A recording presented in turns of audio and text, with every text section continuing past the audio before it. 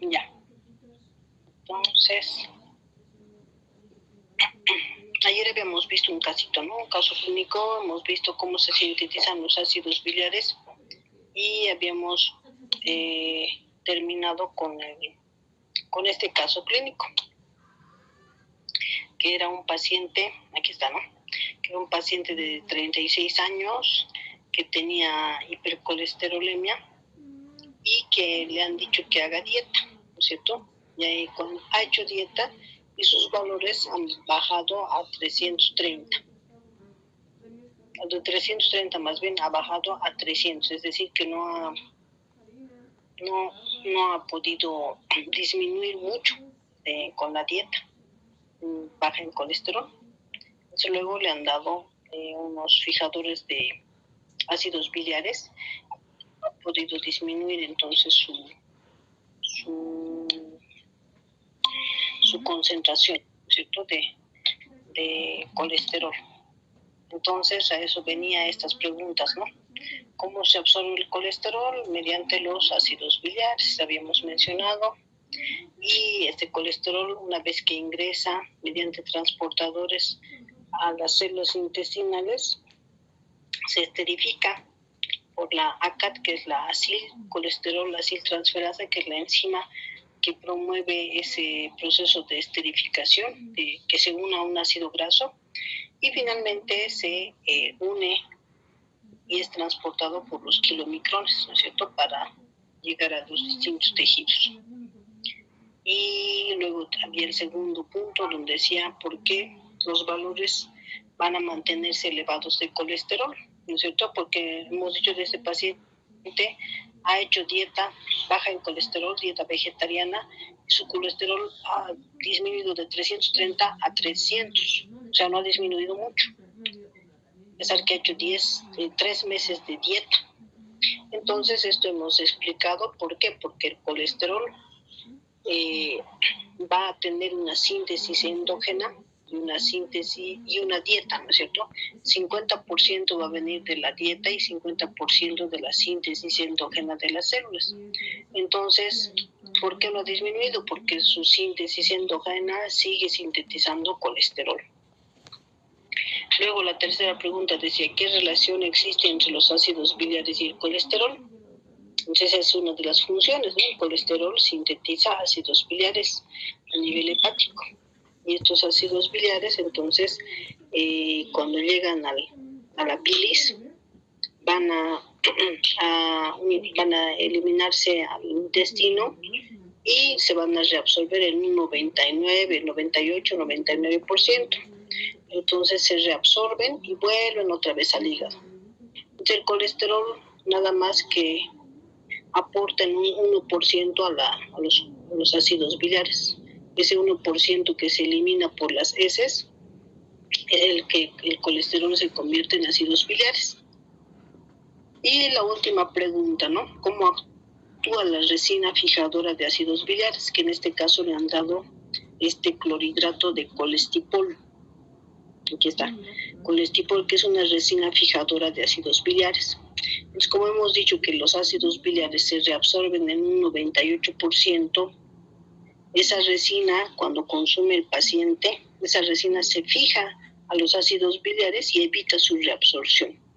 Al evitar su reabsorción, entonces el colesterol está obligado a convertirse en ácidos biliares, a sintetizar ácidos biliares. Por lo tanto, esa es otra, es un método, ¿no es cierto?, para disminuir los niveles de colesterol. Y se utiliza en las hipercolesterolemias, como hoy día vamos a ver muchos otros tratamientos. Eso es entonces lo que habíamos terminado ayer. Y hoy día vamos a ver otra parte, que es la última parte del capítulo de colesterol, que son los aspectos clínicos, ¿no es cierto?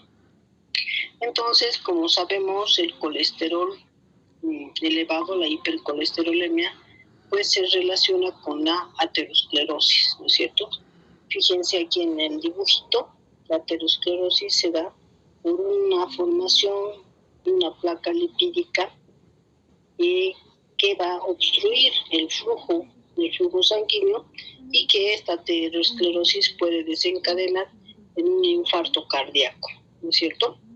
Entonces, además de esa placa lipídica, ahí se van a depositar tanto el colesterol como el éster del colesterol, y también se van a depositar las lipoproteínas que transportan colesterol, sobre todo las LDL, ¿no es cierto?, que son las denominadas colesterol malo, que van a producir un proceso inflamatorio en esta pared de los vasos, y ese proceso va a producir la obstrucción, decíamos, ¿no? Entonces se va a obstruir el flujo de la sangre, y como va a afectar a las arterias coronarias, entonces puede dar un infarto cardíaco. Tenemos que recordar que los niveles de colesterol se encuentran por debajo de 200 miligramos por decilitro. Ese es su valor normal, menos de 200 miligramos decilitro. En el libro está en milimoles litro, que es menos de 5,5 milimoles por litro. Y el tener valores elevados, entonces va a tener esa incidencia en tener aterosclerosis, ¿no es cierto? Actualmente también se dice que tener niveles aumentados de triglicéridos, de triacilgliceroles, también es un factor de riesgo. El valor normal de los triglicéridos es menor a 150 y el de colesterol menor a 200 miligramos por decilitro. Entonces tenemos que siempre hacernos nuestros controles anualmente, lo ideal, un estudio laboratorial para verificar que estos valores se encuentren debajo de los valores normales, ¿no es cierto? Es lo ideal. Bueno, aquí vamos a ver cómo se va a formar la aterosclerosis. Es un videíto que dura 5 minutitos nada más, y luego continuamos, ¿no? Aquí nos vamos a ver todo lo que ocurre.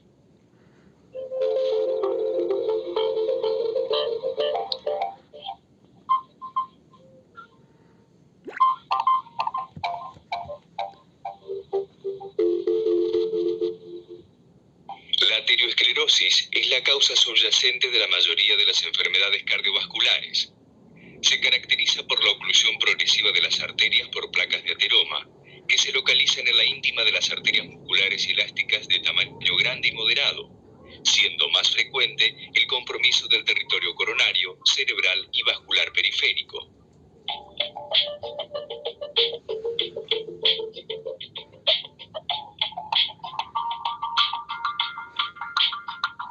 La génesis del proceso aterosclerótico se inicia con la disfunción endotelial. En condiciones normales, el endotelio cumple múltiples funciones como la secreción de sustancias vasodilatadoras, como el óxido nítrico, entre otras, y sustancias vasoconstrictoras como la endotelina. Mantiene una superficie anticoagulante en el interior de los vasos, tiene propiedades fibrinolíticas y de barrera para inhibir el paso de los elementos sanguíneos. La disfunción endotelial facilita la internalización de las moléculas de lipoproteínas de baja densidad que se encuentran circulando en exceso. Estas moléculas de LDL penetran en el subendotelio donde se acumulan. El sistema inmune reconoce a estas moléculas LDL como un cuerpo extraño, por lo que se liberan diferentes factores que atraen a los monocitos hacia el subendotelio y fagocitan a los esteres de colesterol acumulados en ese sitio, formando así las células espumosas. En las células espumosas ocurre la oxidación de las LDL, proceso que causa un intenso fenómeno inflamatorio en el subendotelio que promueve la síntesis de colágeno y la migración de células del músculo liso de la capa media con el objeto de formar una capa fibrosa que aísle el proceso inflamatorio del subendotelio. Así se forma la placa aterosclerótica, que presenta en el interior un núcleo lipídico formado por colesterol, restos de macrófagos que por apoptosis fueron necrosados, rodeada por una membrana fibrosa compuesta por células de músculo liso y colágeno. En la placa ateroesclerosa, el músculo liso activado dentro de la membrana fibrosa sintetiza colágeno y elastina, con lo que la membrana fibrótica se fortalece y aumenta de espesor, placa menos vulnerable. Sin embargo, la presencia de linfocitos T en el núcleo lipídico sintetizan sustancias que por lado inactivan a las células del músculo liso que dejan de producir colágeno y elastina y por otro lado activan la producción de enzimas proteolíticas que digieren la membrana fibrosa por la que ésta se adelgaza, situación que favorece su ruptura, placa vulnerable. La erosión endotelial expone el colágeno circulante, lo que promueve trombosis. Cuando el trombo formado no es de volumen importante, operan procesos de reparación locales y el material de acumulación plaquetario, glóbulos blancos y fibrina pueden pasar a constituir parte de la placa, lo que constituye un mecanismo de progresión rápida del compromiso estenótico del vaso. Por el contrario, si el volumen del trombo formado alcanza a reducir el flujo coronario, sobreviene un síndrome coronario agudo. Cuando se rompe una placa de ateroma se produce inmediatamente la adhesión de plaquetas que va seguida de agregación y cuya función es sellar la falta de continuidad del vaso.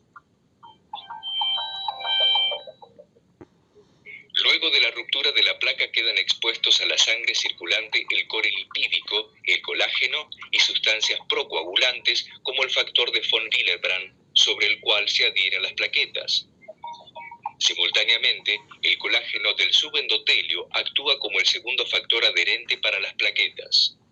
El factor de von Willebrand ancla las plaquetas al subendotelio. Las plaquetas pueden unirse directamente al colágeno a través de su receptor específico. Además, las plaquetas se activan por agonistas solubles, como el adenosindifosfato, la trombina y el tromboxano A2. La activación de las plaquetas produce su degranulación, liberando adenosindifosfato y serotonina, entre otros productos. Simultáneamente se producen cambios en la conformación de la glicoproteína 2B3A, que es el receptor del fibrinógeno. Finalmente, el fibrinógeno se une a las plaquetas y da estabilidad al coágulo. Cuando hay daño endotelial, se libera factor tisular de la célula endotelial lesionada, aunque parte del factor tisular puede provenir de los macrófagos y de las células musculares lisas. El factor tisular activa el sistema de la coagulación por medio del factor 10, el cual convierte la protrombina en trombina. La trombina es uno de los más potentes agonistas de las plaquetas. Las activa y además convierte el fibrinógeno en fibrina, lo que da estabilidad al trombo. Una vez que se forma el trombo que ocluye el vaso, se dispara un sistema de fibrinólisis endógena que produce lisis del trombo, estableciéndose una lucha entre la coagulación y el sistema fibrinolítico.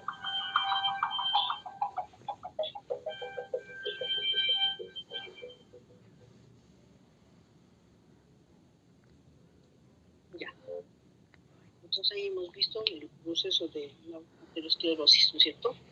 Es un proceso ya más complejo.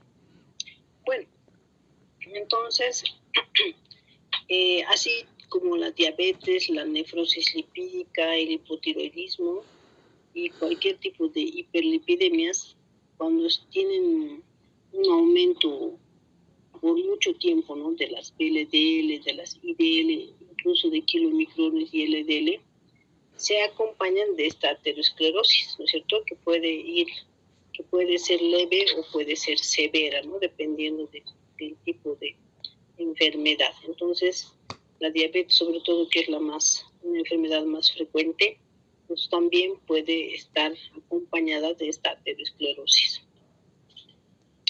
Ahora, hemos dicho que tenemos que hacernos nuestro perfil lipídico cada año, ¿no es cierto? Y es por eso que, por ejemplo, las concentraciones de HDL van a encontrarse en una proporción de menor a 50 o mayor, tendría que estar, ¿no?, mayor a 50 miligramos por decilitro. Cuando las HDL disminuyen por debajo de este valor, es un factor de riesgo para una enfermedad coronaria, ¿no es cierto? ¿Por qué? Porque las HDL son las buenas, son las lipoproteínas que recogen el colesterol de los tejidos y llevan ese colesterol al hígado para que se pueda eliminar y se sintetice ácidos biliares.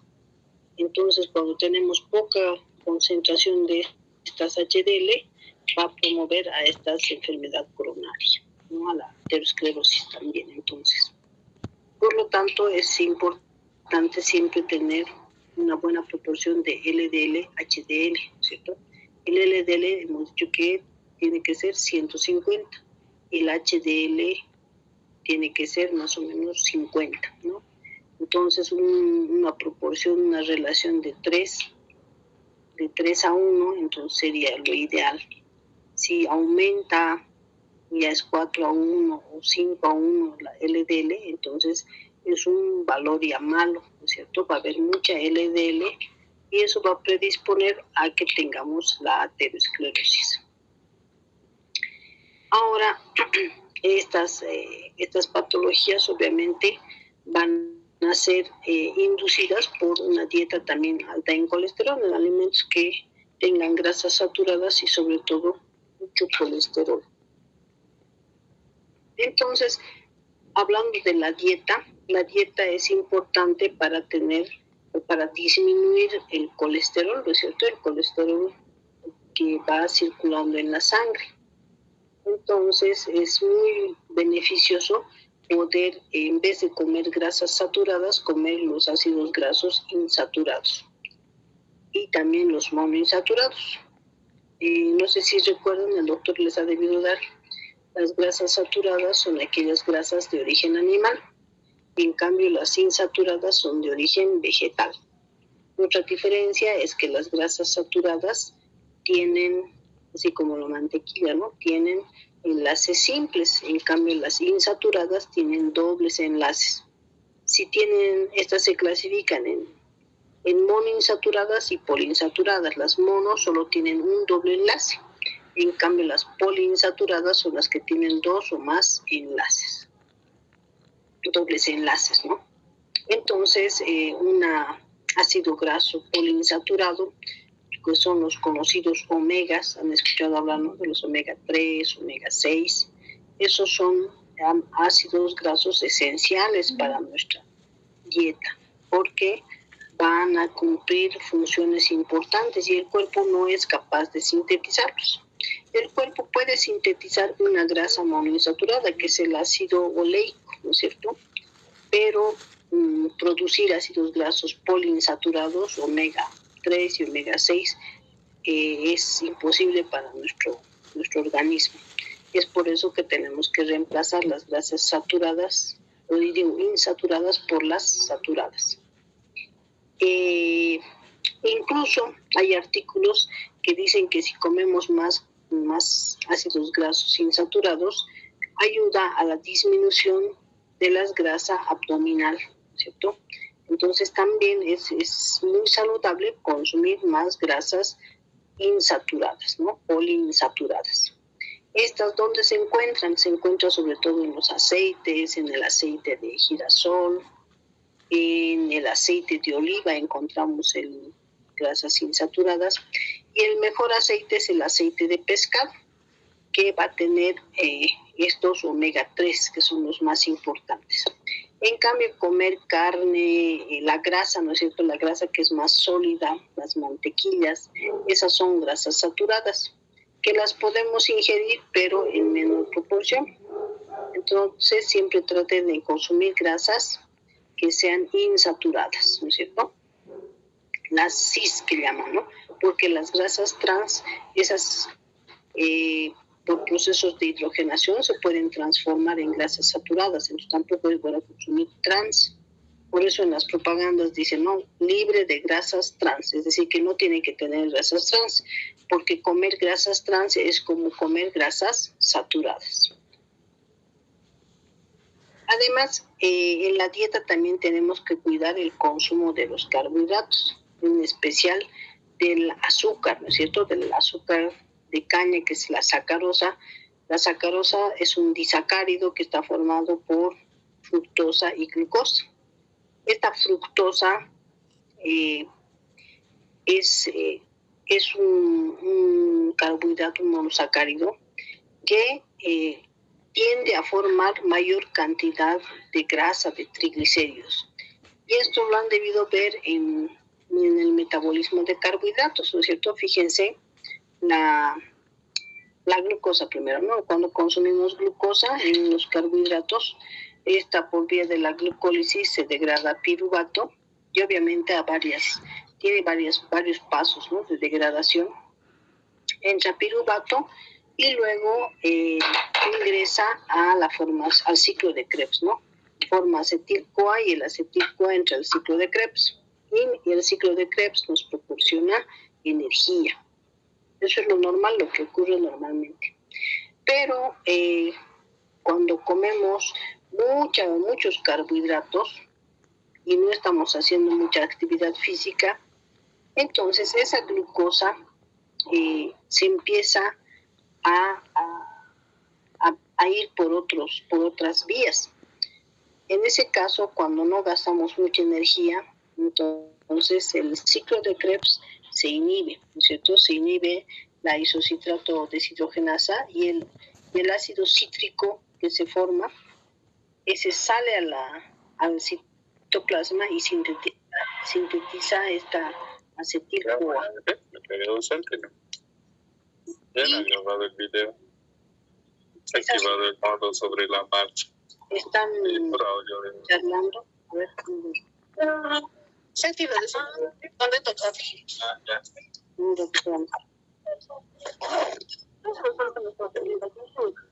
Ya, pero para hacer el de la Jenny.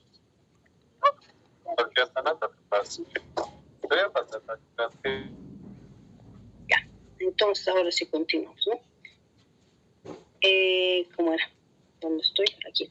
Entonces les decía, cuando comemos mucha glucosa se inhibe el ciclo de Krebs y eso promueve a la salida del acetil-CoA al citoplasma y esto va a hacer que se sinteticen los ácidos grasos y se sintetice finalmente las grasas, los triacilgliceroles.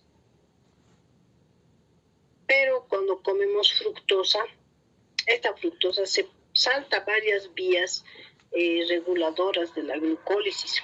Esta fructosa va a formar directamente dihidroxiacetona y gliceraldehído. Este gliceraldehído entra a la vía de la glucólisis y más rápidamente sintetiza acetil-CoA y esto ácidos grasos. Entre el gliceraldehído y la glucosa, entre la glucosa y el gliceraldehído, existen enzimas reguladoras y eso enlentece el proceso de síntesis de grasa.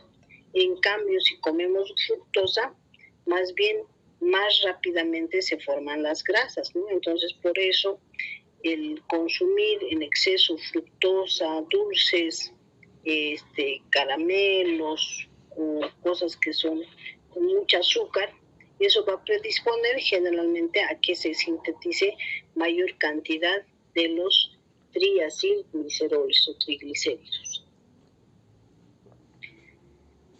Por otro lado, los ácidos grasos que son insaturados van a ser beneficiosos. ¿Por qué? Porque disminuyen los niveles de colesterol. Decíamos que los insaturados reemplazan a los saturados, por un lado, ¿no es cierto? Por otro lado, disminuyen los niveles de colesterol en sangre, entonces por eso es bueno consumir grasas insaturadas. ¿Y cómo hacen para disminuir los niveles de colesterol? Pues lo que hacen es, tienen una regulación sobre los receptores de LDL. Entonces, esto predispone a que exista mayor reacción catalítica o catabólica en realidad de las LDL. En otras palabras, promueve a que se degrade las LDL, ¿no es cierto? Van a degradarse con mayor rapidez cuando comemos ácidos grasos insaturados. Y sabemos que esta LDL va a promover su depósito a la aterosclerosis, ¿no es cierto? Entonces, si se degrada, entonces comer ácidos grasos insaturados pues va a ser una ventaja para evitar o tener riesgo aterogénico. Además, los ácidos grasos omega 3 también tienen función antiinflamatoria, ¿no es cierto? En el proceso de aterosclerosis, como han visto en el video, se produce un proceso inflamatorio. Y estos omega 3 van a tener efecto antiinflamatorio y van a reducir la cantidad de triacilgliceroles, ¿no es cierto? Los triacilgliceroles circulantes. También, si comemos grasas saturadas, ¿no es cierto? Entonces van a formarse más partículas de VLDL, que son lipoproteínas de muy baja densidad, ¿no es cierto? Y estas lipoproteínas de muy baja densidad van a tener más colesterol, ¿no es cierto? Más cantidad de colesterol. Y estas van a llegar a los tejidos extrahepáticos. Entonces, estas se van a metabolizar más lento que partículas que sean más grandes.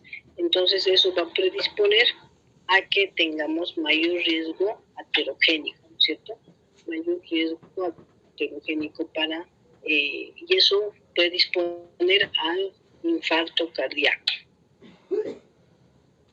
Entonces, también el colesterol, además de la dieta, tenemos que tomar en cuenta que el estilo de vida que tenemos también puede influir en nuestros niveles de colesterol. Hay varios factores que pueden predisponer a este aumento de colesterol. Uno es la hipertensión arterial, otro es el tabaco, ¿no es cierto? El cigarrillo, que va a producir proceso oxidativo, sobre todo en las grasas. Los varones, ¿no es cierto? Los varones en relación a las mujeres están protegidas porque tienen estrógenos, que ahorita vamos a ver por qué están protegidas. En cambio, el varón tiene menos cantidad de estrógenos y más testosterona, entonces eso le predispone a tener su aterosclerosis, ¿no es cierto? La obesidad, sobre todo a nivel abdominal, también va a predisponer a que aumente este colesterol. Y obviamente no hacer ejercicio, ¿no es cierto? Al hacer ejercicio nosotros removemos grasas y eso hace que nuestro cuerpo esté más saludable. Entonces, si no hacemos ejercicios, pues tendemos a tener mayor tejido adiposo y por lo tanto que se acumule en los tejidos y pues tener una enfermedad cardíaca, ¿no? Y también entre los últimos factores está el beber agua blanda en lugar de agua dura, ¿sí? Es decir, que el beber agua blanda va a predisponer a que aumente nuestro colesterol. Pero ¿qué es la agua blanda y qué es la agua dura? Fíjense aquí a la derecha. El agua blanda es el agua que tiene menos sales, ¿no? Menos sales. En cambio, la agua dura tiene más sales. Entonces, en otras palabras, el beber agua con minerales ayuda también a disminuir o a mantener en niveles estables los niveles de colesterol.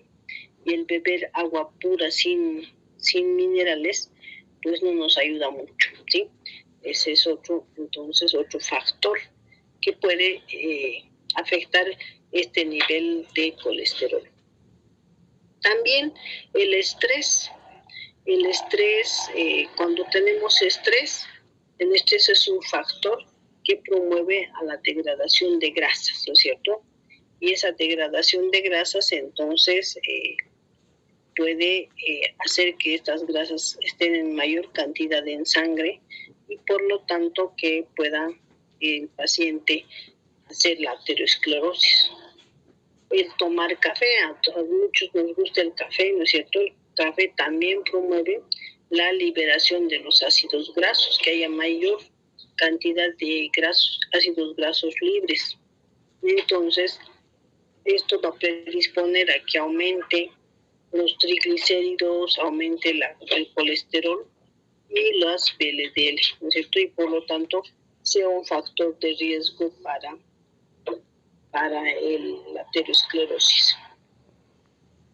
Obviamente que el café también es un antioxidante cuando lo preparamos fresquito, ¿no? Entonces, o sea, con esto que les digo, no es que no tomar café ya nunca más, sino que hay que saber medir, ¿no?, las proporciones, no exagerar en el consumo ni de algo ni de otra cosa, ¿no? En este caso, no exagerar en el consumo de café, sí podemos tomarlo, pero no exagerar, ¿no?, en la mañana, en la tarde, en la noche. Hay que siempre ir cambiando. Ahora aquí viene lo de las mujeres, ¿no es cierto? Las mujeres tenemos efecto beneficioso. ¿Por qué? Porque tenemos los estrógenos. ¿Y qué hacen los estrógenos? Fíjense aquí en el dibujito, está muy bonito. Estos estrógenos que se sintetizan en el ovario van a tener un efecto sobre el endotelio, van a favorecer el proceso de homeostasis endotelial, van a promover el proceso de vasodilatación, van a regular y van a aumentar la síntesis del óxido nítrico, que es un vasodilatador. Y de esta manera, al ejercer también su acción sobre estos receptores de los estrógenos, van a activar a la proteína G. Y esa proteína G va a activar a ciertos factores antiinflamatorios. Y eso va a ser beneficioso para las mujeres. Entonces, una mujer que todavía no esté en la menopausia, pues puede tener ese efecto beneficioso de protección cardíaca. En cambio, en la menopausia, como ya disminuyen los niveles de estrógeno, pues tiene mayor riesgo de padecer una aterosclerosis, ¿no es cierto? Es otro factor también que puede influir. También el consumo de alcohol, ¿no es cierto? El consumo de alcohol se ha visto con un consumo moderado de alcohol, pues hay una menor incidencia de esta enfermedad, ¿no es cierto?, de la enfermedad de la aterosclerosis. Incluso esto ¿a qué se debe? Se debe a que aumenta con el consumo de alcohol, aumenta las HDL, y las HDL son nuestro colesterol bueno. Ese colesterol bueno también va a estar acompañado de un aumento de la ApoA1. La ApoA1 es la apoproteína que está unida a esta lipoproteína y que ayuda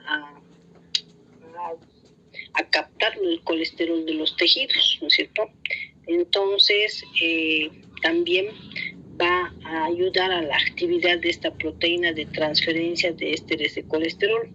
Las HDL, hemos visto en las anteriores clases, que promueven el intercambio, donan ésteres de colesterol a las VLDL, a las ILDL y a las LDL, y a cambio estas, las VLDL, LDL y IDL, le dan triglicéridos. Entonces esta proteína de transferencia ayuda a intercambiar esas grasas, ¿no es cierto? Entonces eso es beneficioso para tener menos riesgo aterosclerótico, ¿no es cierto? Y también se ha dicho que el vino tinto es muy bueno para el sistema cardiovascular, porque va a tener componentes antioxidantes además, ¿no es cierto? Y es por eso que en otros países acostumbran consumir una copita, nada más una copita, no mucho, solo una copita o media copita de vino tinto que tiene estos flavonoides que son antioxidantes, y eso hace que sea prolongada la vida, ¿no? O sea, que prolongue el tiempo de vida.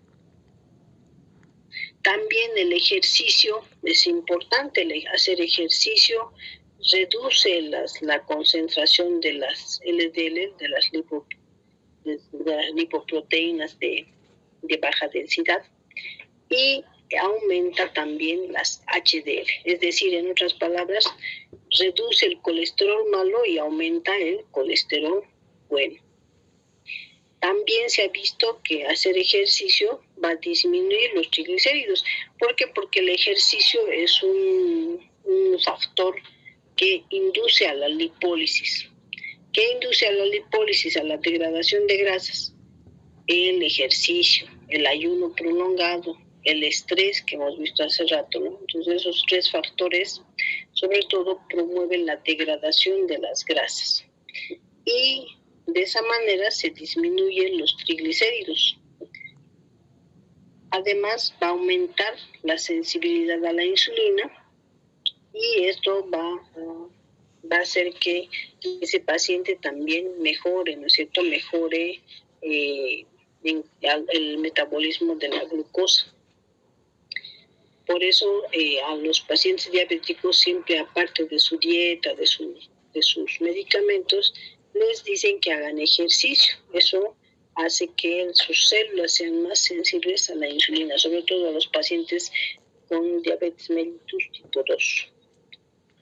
Además, va a tener también un aumento de la lipoproteína lipasa.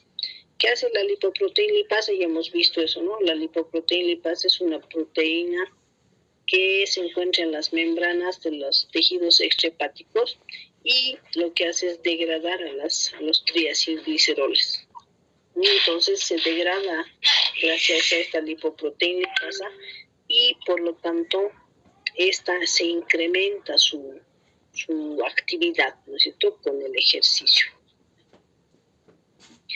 Ahora, a pesar de todos estos factores de cambiar el estilo de vida, existen pacientes, como en el caso clínico que hemos visto al inicio, que a pesar de tener una dieta que es vegetariana y el resto que ha hecho este paciente, no bajan los niveles de colesterol.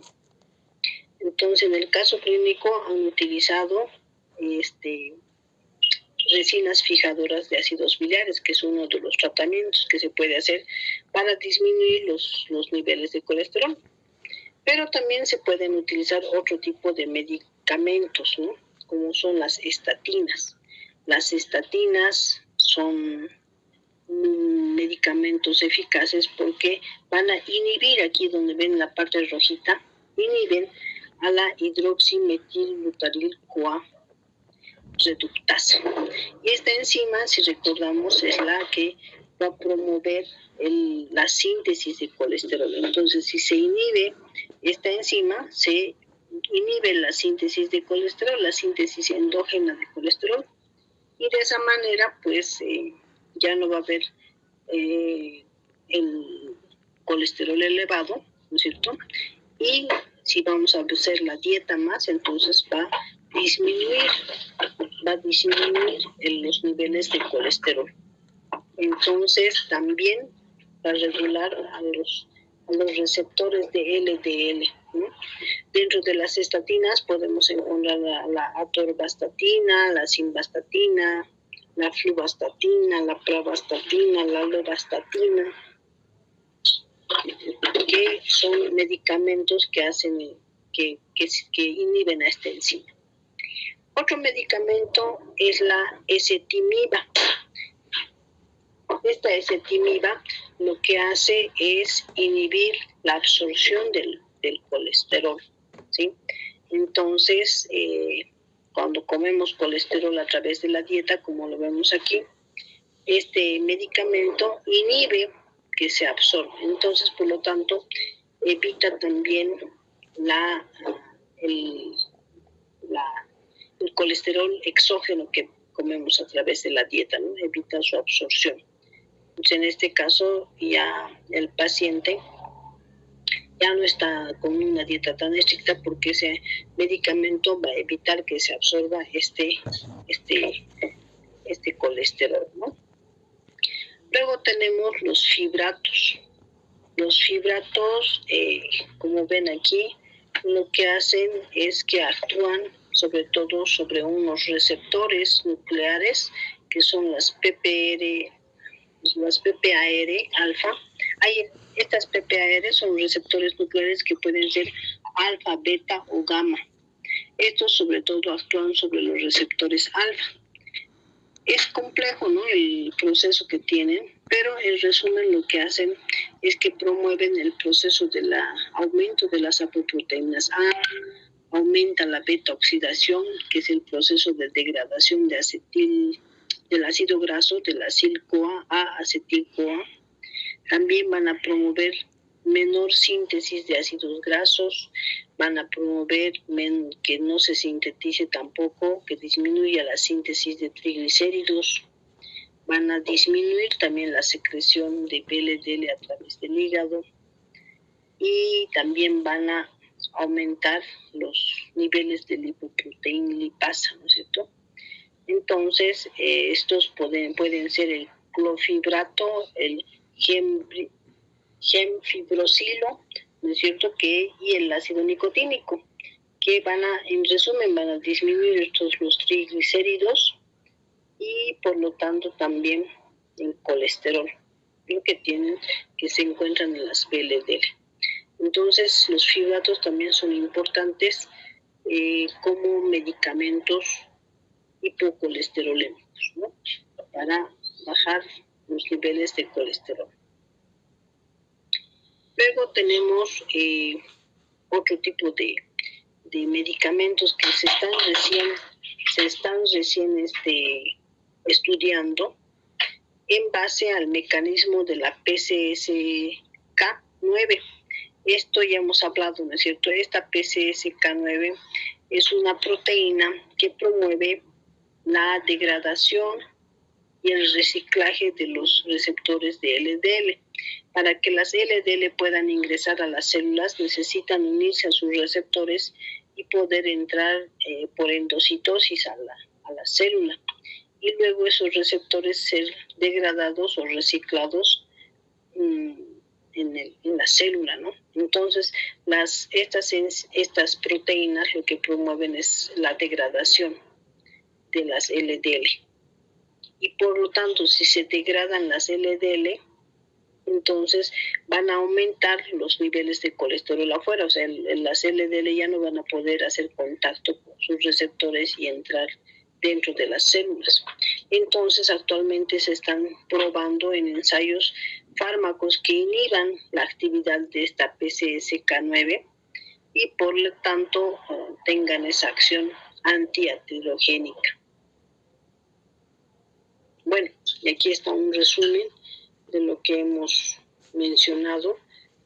Aquí está, fíjense, los fibratos que van a unirse a los receptores nucleares y van a activar a la lipoproteína lipasa, entre otros, ¿no? También tenemos a las estatinas que van a inhibir el proceso de síntesis del colesterol. Tenemos a la ezetimiba, que hemos dicho que inhibe el proceso de absorción del colesterol. Y también tenemos las resinas fijadoras de ácidos biliares, que lo que hacen es eliminar la bilis por las heces y promover que el colesterol se convierta en ácidos biliares, ¿no? Entonces existen actualmente varios medicamentos que van a promover la disminución del colesterol en sangre, ¿no? Y son de tratamiento para las hipercolesterolemias. Bueno, y pues con eso concluimos. Mañana vamos a ver la parte de las patologías asociadas a las lipoproteínas y al colesterol. Entonces son todas estas que las vamos a ver mañana con más calma, ¿ya? Entonces no sé si tienen alguna consulta o duda o pregunta.